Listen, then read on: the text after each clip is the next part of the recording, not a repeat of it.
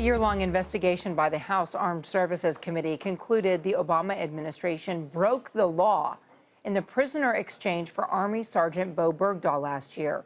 The committee's Republican members released a 98-page report Thursday saying the administration hid negotiations from congressional leaders by failing to comply with a 30-day notice statute. After nearly 5 years in captivity by the Taliban, Bergdahl was exchanged for 5 Taliban detainees who were being held at Guantanamo Bay. Bergdahl had walked away from his military post in Afghanistan in 2009. The Army still has not decided what to do with Bergdahl. He faces charges that could bring a life sentence. And we hear directly from Bowe Bergdahl in the newest season of the podcast hit Serial. I was trying to prove to myself, I was trying to prove to the world, to anybody who used to know me, that I was capable of, being that person. Like a super soldier, you mean? Yeah, I was capable of being what I appeared to be.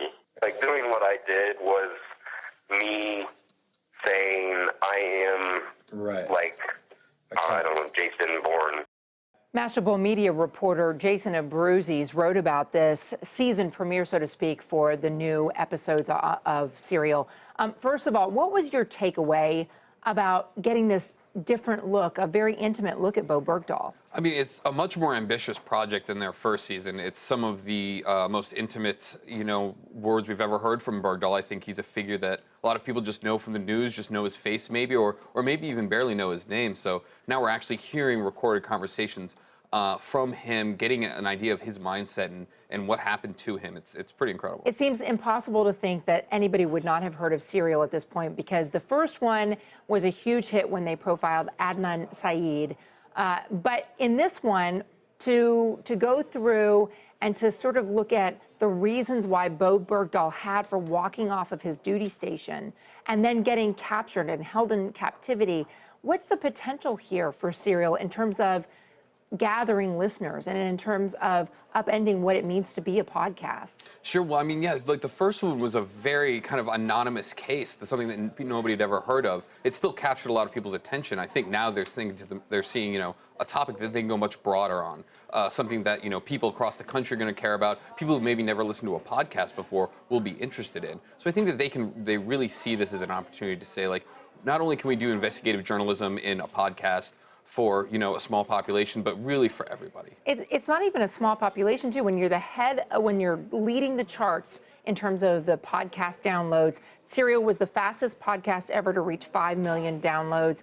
As of June 30th, they had 83.5 million downloads and streams on iTunes, one of the most consumed podcasts of all time. So when you get that many people listening, and then you hear Bowe Bergdahl describe what it was like to be held in Taliban captivity, there's real potential here to bring a different sense and sensibility of what that war was about. Let me play what he had to say about being in utter and complete darkness. It's like, how do I explain to a person that just standing in an empty, dark room hurts? It's like, well, someone asks you, well, why does it hurt? Does your body hurt? Yes, your body hurts, but it's more than that. It's like this mental, you're almost confused. There's times when I'd wake up and it's just so dark. Like, I would wake up not even remembering, what I was. You think that this particular season of Serial, this story arc, has potential even more than the original one to affect the national discourse. Why? Yeah, absolutely. I mean, I think some of the topics they're bringing up here are things that we're not hearing about every day, and are very, very serious, especially with so many soldiers living in the U.S. that have experienced combat in Afghanistan and Iraq. Bowe Bergdahl was in Afghanistan at the time when he was captured. We're starting to see, firsthand some of the darkest, the darkest things that happen to people when they're faced with these situations, when they're placed in captivity like this, in a way that, in pure words you can't really do. But when you hear that kind of clip, you hear it directly from the person who went through it. It's very effectual, and I think has the chance to really educate people on some of the darker elements of PTSD and things like that. I thought when Serial first was profiling Adnan, the teenager who ended up getting convicted of murder, I thought it was interesting the way that they made you think, oh, no way that this guy did it. Oh, maybe he did do it. Oh, I have these questions. And then left you without any real clear answers. From just this one episode, are you coming away with a feeling of rooting for Bowe Bergdahl?